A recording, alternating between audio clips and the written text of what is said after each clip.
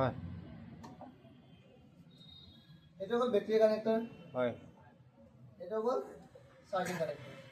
হ্যাঁ হয় এটা হল পিএমআই বা charging IC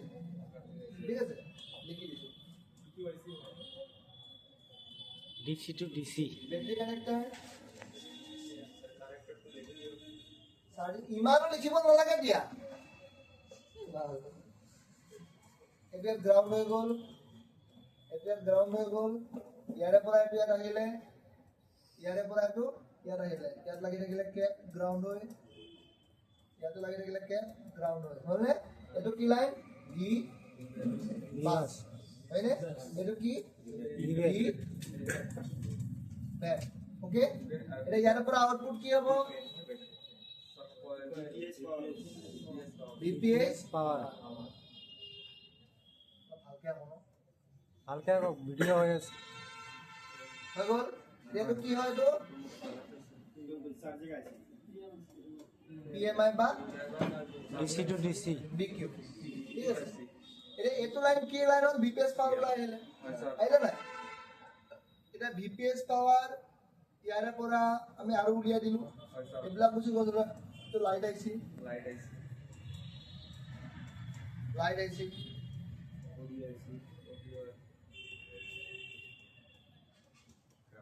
graphics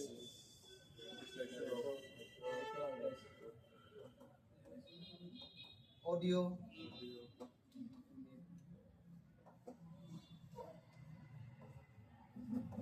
to GPA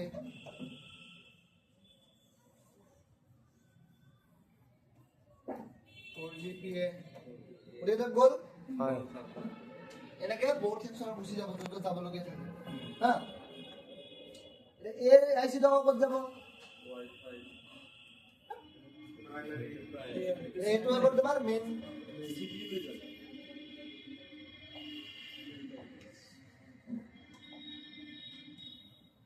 CPU লে নাযায় বাবা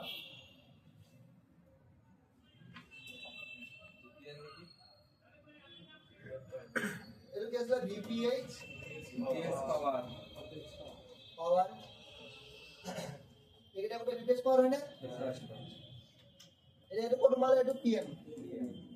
মেইন পাৱাৰ আছে এবাৰ সিঙ্গেল দিনা কি যাব আহিলে এইটো হ'ল মেইন পাৱাৰ হয় না মেইন পাৱাৰ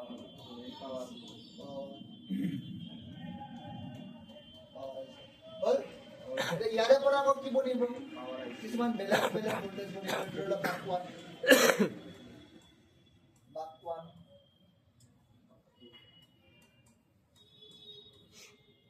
বাক 2 ঠিক আছে এটা বহুত কিই বনিব এইটো ধৰি লওক তোমাৰ বনি গ'ল LDO 1 হ্যাঁ এইটো ধৰি লওক তোমাৰ LDO 2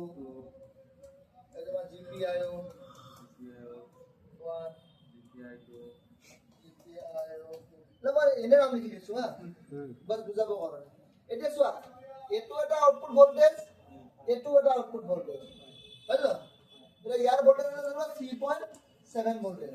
এটা এই পাৱাৰ ইস্যুৰে কিমান ভোল্টেজ পালে টোটাল 3.7 কিন্তু ইয়াৰ এম্পিয়াৰটো কি হয় এপ্ৰক্স 3 এম্পিয়াৰ মান হ'ব মিনিমাম তাৰ কাৰেন্টটো মিনিমাম ম্যাক্সিমাম তোমাৰ লোড যিমান পৰিব সিমান হাই হৈ যাব বুজি পাইছা এতিয়া এটো কি কৰিব এই VPS টো ললে লৈ পিনে কি কৰিব ই ডিফাৰেন্ট টাইপ অফ ভোল্টেজ উলিয়াই দিব বুজি পাইছা না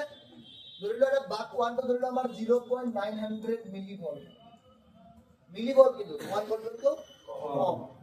এটা ধৰা আমি এটা কোৰ্স এটা আমি কোৰ বুলি ধৰিলো কোৰ সেকশন তো কোৰত কিমান হয় 0.856 সামথিং মিলি ভোল্ট হলে এইটো ধৰিলো আমাৰ LDO 1 আছে 1.8 ভোল্ট হা এইটো ধৰিলো তোমাৰ 3.3 ভোল্ট এটা GPIO ধৰিলো 1.8 ভোল্ট এইটো ধৰিলো আমাৰ 1.2 ভোল্ট এটা ইয়াত কি হ'ল ডিফারেন্ট টাইপ অফ ভোল্টেজ হ'ল নাই হৈ গ'ল কিন্তু আমাৰ যেহেতু 3 ভোল্টৰ আন্ডাৰত আছে গুটিটা বা 3.7 ৰ আন্ডাৰত আছে না আছে নাই এটা ইয়াত যিটো এম্পিয়াৰ হাই আছিল তো ইয়াতেও এম্পিয়াৰ বিলাক সমানে গুচি যাব সেম নাহে যাক যিমান এম্পিয়াৰ লাগে হয় না চোৱা এটা ইয়াত যদি CPU যদি হাই কনফিগাৰেশন CPU হয় তো কেতিয়াবা 8 এম্পিয়াৰ 9 এম্পিয়াৰ কনজাম্পচন লৈ লয় 8-9 এম্পিয়াৰ লৈ কনজাম্পচন লৈ লয় বুজি পাইছেনে কিন্তু তাৰ ভোল্টেজ কি হয় একদম লো হয় মানে পাৱাৰ আইচিটো হ'ল খাজানা তাক যাক যাক যিমান লাগে লৈ লওক সেইটোৱে বুজি পাইছেনে যোনে যিমান পাৰে লৈ লওক লৈ লওক পাৰে ডিস্ট্ৰিবিউট কৰিব বুজি পাইছা হয় আপোনাৰ ভোল্টেজৰ প্ৰব্লেম হ'লে আমি পাৱাৰ আইচিটো চাব পাৰিম হা সেইটো কথা এতিয়া ইয়াৰে ভোল্টেজ বাৰ ইমান ঠিক আছে কিন্তু এম্পিয়াৰ কিমান হ'ব কিছুমান ধৰি লওক 4 এম্পিয়াৰ ধৰি লওক আমি হয়নে তো এখানে কি হয় সিপিইউ বিলাকৰ সদায় সিপিইউ যে গৰম হয় সেইকাৰণে বেছি গৰম হয় কাৰণ তাত এম্পিয়াৰ বহুত হাই থাকে হা আৰু এম্পিয়াৰ হাই নহলে কাম নহব এটা ধৰি লোৱা তোমাৰ কম্পিউটাৰত যদি তুমি 500 ওয়াটৰ এটা এসএমএস লগাই দিছা আৰু এটা কম্পিউটাৰত তুমি সেম মাদাৰবোৰ্ড আছে কিন্তু তোমাৰ 1 কিলোৱাটৰ এসএমএস লগাই দিছা তো অবভিয়াসলি 1 কিলোৱাটৰ পাৰফৰম্যান্স তোমাৰ ভাল হ'ব না হয় গম পাইছানে কাৰেন্ট স্টেবিলিটি যত ভাল হ'ব তাৰে পাৰফৰম্যান্স ভাল হ'ব সেইকাৰণে আইফোনৰ ভাল আইফোনৰ এটা সিপিইউ 11 এম্পিয়াৰ 12 এম্পিয়াৰ লৈকে লয় স্যাৰ প্ৰথমত এই যে 2G আৰ এটা 4GB এটা আইসি আকি দিছো আৰু মানে এইবিলাকৰ ডাইৰেক্ট ভিপিএস সোমাব এটা এইবিলাক কি লাইন এইবিলাক হৈ গ'ল এটা মেইন লাইন এটা ভিপিএস টো কি ভিপিএস ভিবাস ভিবেট এইবিলাক কি মেইন ভোল্টেজ বা প্ৰাইমাৰী ভোল্টেজ এটা এইবিলাক যে এলডিও বাক বনিছে এইবিলাক কি হ'ব এইবিলাক হ'ব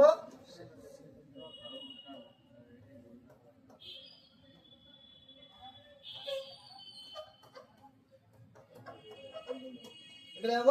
সেকেন্ডারি ভোল্টেজ এটা বুজি পালা মেইন ভোল্টেজ কোনবিলাক সেকেন্ডারি ভোল্টেজ কোনবিলাক হয় স্যার কিবা বুজি পাবলে বাকি আছে আৰু নাই স্যার বুজি কেনে ভালকে বুজি পাইছা গুড এটা ইজি লাগিছে না কিউআর কোডটো ওলাই দিয়ক হয় কিউআর কোডটো ওলাই দিব কিউআর কোড লাগে পইচা কেইটামান মাৰি দিওঁ এইটো নহয় স্যাৰ এইটো বুজি পাইছা না তুমি কিবা ডাউট আছে নেকি মানে সৰল হৈছে না বুজি পাবলে ইজি হৈছে না বস্তুবিলাক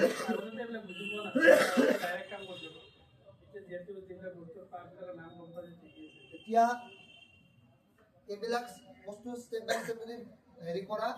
99% তোমাৰ বনি যাব